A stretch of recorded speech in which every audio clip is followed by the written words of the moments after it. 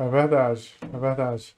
É, acho que a gente, né, Só é, queria acrescentar uma coisa, claro, Daniel, que dentro da conversa, né, existe hoje no Brasil, assim, na verdade, um movimento que eu percebi numa palestra sobre ervas medicinais ameríndias, tá? E o que foi falado é que muitos buscam, lá nos raizeiros, por exemplo, a sabedoria popular para nortear a pesquisa.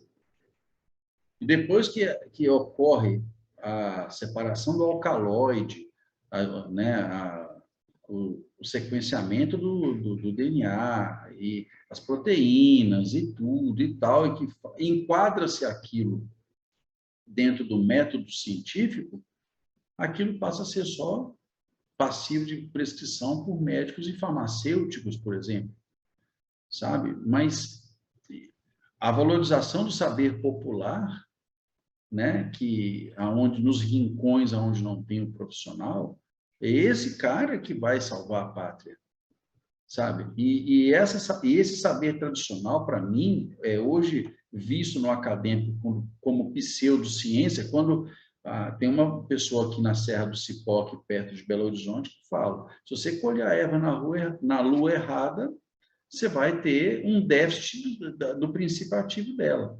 Eles nem falam isso, né? Ela não fica boa para o que ela serve, né? Então, isso é totalmente desprezado, e sendo que existe na medicina indígena no saber popular toda uma estratégia para se fazer a colheita de uma erva medicinal e seu beneficiamento para aquilo virar um remédio.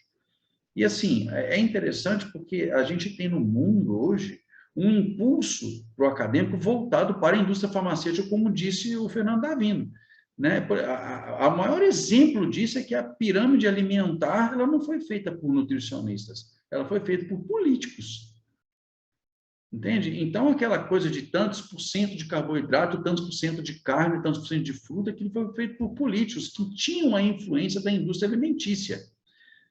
Sabe? Eu li um livro recentemente feito por um físico, How We Get Fat, tá? Por que a gente engorda? E o físico colocando isso claramente lá, os porquês dessa, dessa, a, dessa pirâmide alimentar nossa ser tão errada. Sabe? Porque o que ele acreditava? No começo, o homem ficava perto de rio, né? Para se subsistir, porque ele precisava de água, comia peixe, comia bicho, comia gordura. Né? Aquela cultivo dos cereais veio depois, né? E aí aquilo veio crescendo. Então, quer dizer, a nossa dieta ela tem uma base meio mediterrânea, sabe? E a raiz disso tudo aí vem bem no Mediterrâneo, né? Até raízes históricas da medicina. Então, a mitologia, a filosofia que envolve toda a medicina chinesa, ela tem sido desprezada em detrimento de um conhecimento restrito que o científico traz. E aí falam claramente no meio acadêmico que aquilo é pseudociência. Então, uma pseudociência de 4.500 anos, vamos baixar um respeitar, né? pouco, vamos respeitar, né? Porque, afinal de contas, nós temos o livro Shenun Pensaldin, que é o clássico da matéria médica chinesa, né? E traduz melhor para mim, Fernando. Isso mesmo. É isso mesmo? Então, quer dizer, que foi feito de base empírica de observação, onde uma erva medicinal ela tem o meridiano que atua, né? O órgão interno principal que atua dentro daquele sistema, o sistema madeira, o sistema fogo, que as pessoas entendem como baço pâncreas, na verdade é o sistema terra que envolve baço pâncreas. Quer dizer, não tem esse classicismo de entendimento, né? E aí tem a direção, tem a propriedade do sabor, direção, sabor, meridiano, e qual meridiano, qual canal, né, que a gente coloca, quer dizer, tem toda uma obediência, aquela erva que é imperadora, erva ministra, erva embaixadora, tem toda uma obediência de raciocínio que está totalmente desconectada, por exemplo, de uma prescrição a partir do seu princípio ativo. Entende? Então, claro. essa sabedoria, se eu pego aquela erva e trato ela com vinho, se eu trato ela com álcool, se eu trato ela com mel, se eu trato ela com vinagre, a mesma erva, ela tem funções totalmente diferentes. Então, entender isso e trazer isso para uma coisa reducionista, esse remédio é bom para gripe, essa erva é boa para gripe. É para mim cortar um pedacinho da planta só para fazer o remédio todo e esquecer o resto da planta, entendeu? Então, assim, é reducionismo, se negam a aprender isso porque estão agarrados no bairrismo alopático, em detrimento de uma complexidade histórica consagrada, Uhum, porque se não desse certo, já tinha acabado. Não claro. teria história de 4.500 anos. Eu acho que até trazendo uma questão do tempo que você está falando, né? A, a engenharia é muito mais antiga do que a ciência, né? O método científico, né? A física é muito mais antiga, né? A astronomia é muito mais antiga, né? Então, os povos já calculavam os movimentos celestes, né? Com precisões, né? Até para a Até agricultura hoje, chinesa. a agricultura, né? Então, assim, você já tem um conjunto de conhecimentos. A medicina é muito mais antiga, né? As várias medicinas, inclusive, são muito mais antigas, né? Do que o método científico, né? Então, assim, existe uma arrogância, né? De você chegar e agora dizer assim, só é conhecimento e ele só é válido se passar pelo método. Não, inclusive o próprio método científico ele tem que melhorar muito, né? E aí, por exemplo, a gente vê os primeiros estudos com a acupuntura, os desenhos dos estudos são péssimos e eles vêm melhorando, né? Inclusive, hoje você tem estudos que consideram a individualidade do diagnóstico chinês, né? Antigamente não, eles pegavam todo mundo, tá com dor nas costas, sabe? Diagnóstico ocidental, né? E aí faz um mesmo protocolo para 1.000 pessoas. Isso não é medicina chinesa, Léo, entendeu? posso Então, só para eu levantar um terminar ponto isso. aqui? Só para eu terminar aqui. E aí hoje já se considera, né, em alguns estudos clínicos, que se faça o diagnóstico individual, né, e que se faça o tratamento individualizado. E aí você vai ter o estudo no final, o resultado. Então, assim, a própria método científico, né, não é o método, né, mas as metodologias aplicadas, eles têm evoluído. Então chega uma pessoa, né, e que muitas vezes, né, a maioria das pessoas que falam, né, abre a boca para falar de pseudociência, nunca fez um estudo clínico. Não sabe nem como, né, o que se a pergunta É. se o método está respondendo aquela hipótese. E não sabe interpretar se o resultado realmente interpretou, né, realmente chegou a responder aquela primeira pergunta. Então, assim, e aí você querer usar isso, né, para dizer assim, esse conhecimento inteiro de 4.000 anos ele não é válido porque não passou no método científico. Tenha paciência, né? Fala, Davina. Tem um problema muito sério, né? Porque eu fiz pós-graduação na China, né? E lá, muitos dos projetos, eles não aceitam, eles não são aceitos. Se você tiver, por exemplo, só um estudo na teoria da medicina chinesa, embasado, não é aceito. Você tem que ter medicina ocidental para isso. Então, o que acontece? É o que você acabou de falar aí, ué. As revistas científicas, às vezes, não aceitam, eles não publicam. Se você fizer um trabalho puramente medicina chinesa, eles não aceitam.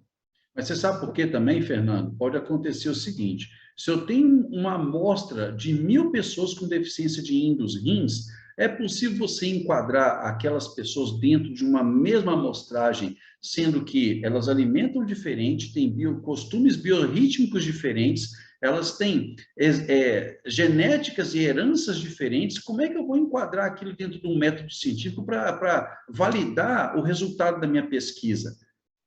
Então, não tem como você teria que ter pessoas que têm o mesmo tipo, a mesma tipologia em todos os Alex, não funciona, aspectos. cara. Não Não funciona. funciona, Eu não percebi isso funciona. lá e muitas vezes eu acho que os resultados são até manipulados para dar mais ou menos para apresentar para a sociedade alguma coisa, porque não dá para fazer. Não dá para Não fazer. dá para fazer. Então, quando eles falam que tem que ter cientificismo, tem que ser médico só para fazer, eu fico rindo por dentro, porque veja bem, será que a única variável que eu vou poder controlar é temperatura e pressão? Porque o resto não tem como controlar. Entendeu? Não tem como controlar para eu fazer uma amostra com a fidedignidade da igualdade, para eu ter um duplo cego, um randomizado, entendeu? E os ensaios clínicos que exige qualquer pesquisa científica. Então, eu fui falar isso lá no Congresso, lá no Senado, os caras ficaram rindo de canto de boca, porque vai falar o quê? Não tem como eu pegar 1000 pessoas com deficiência de dos rins e falar que elas são iguais, para eu poder usar como amostra.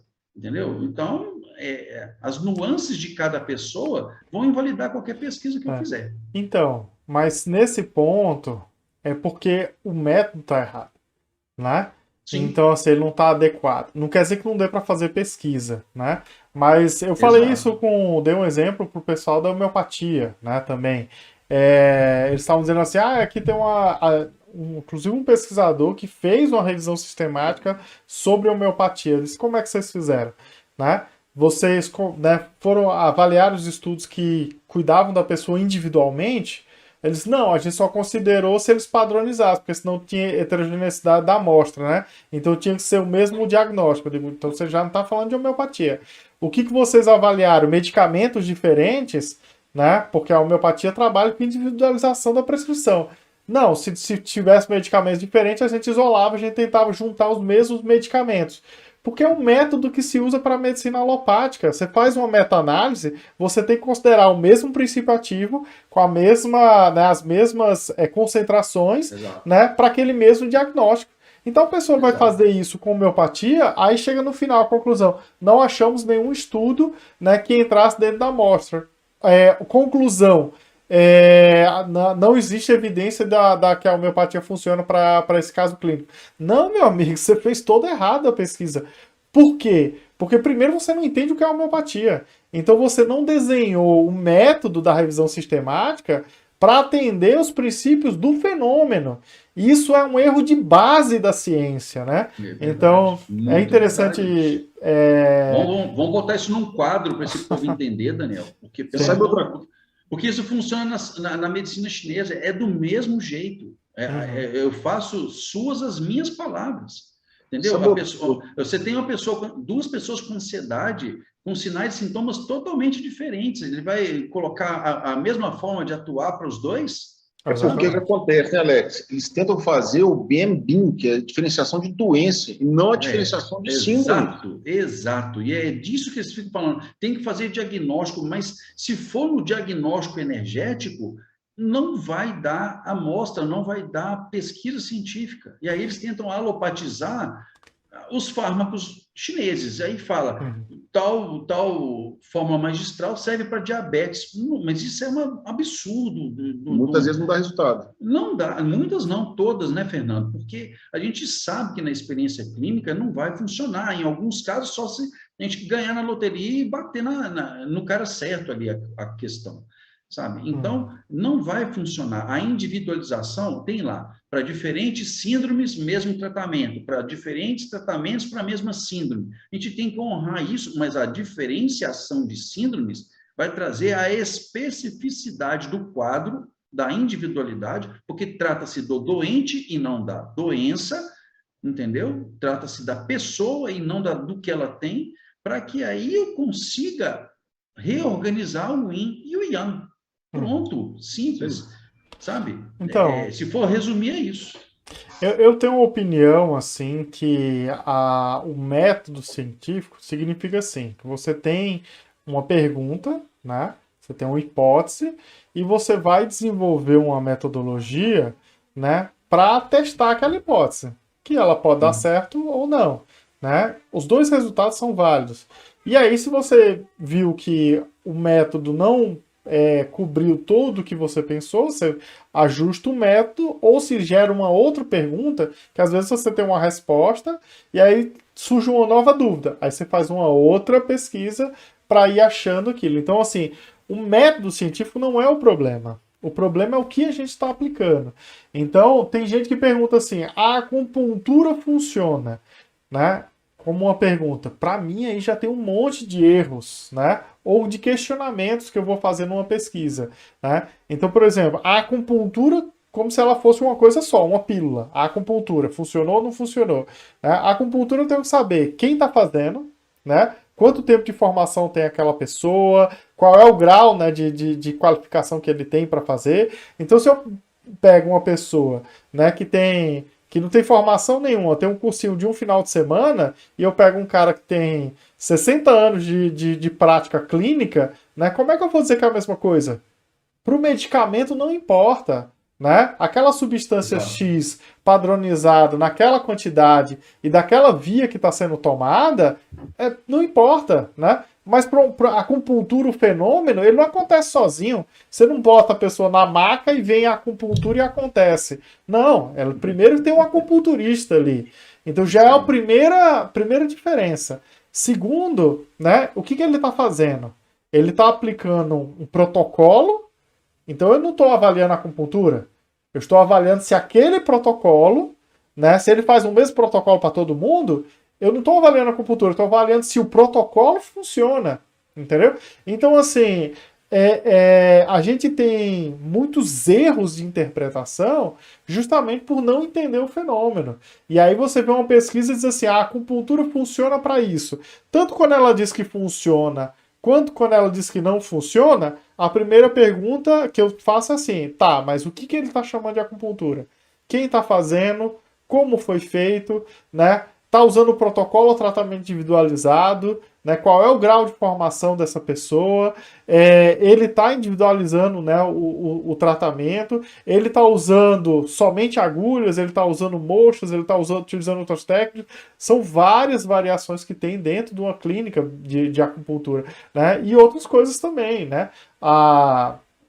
Quando você está tratando um paciente, né, e aí vocês podem, né, falar bastante disso, eu não estou só colocando agulha, né? Eu converso com a pessoa, eu oriento a pessoa, eu, né, falo para a pessoa mudar alguns hábitos de vida, hábitos alimentares, né? Isso faz parte da consulta da acupuntura, consulta em medicina tradicional chinesa.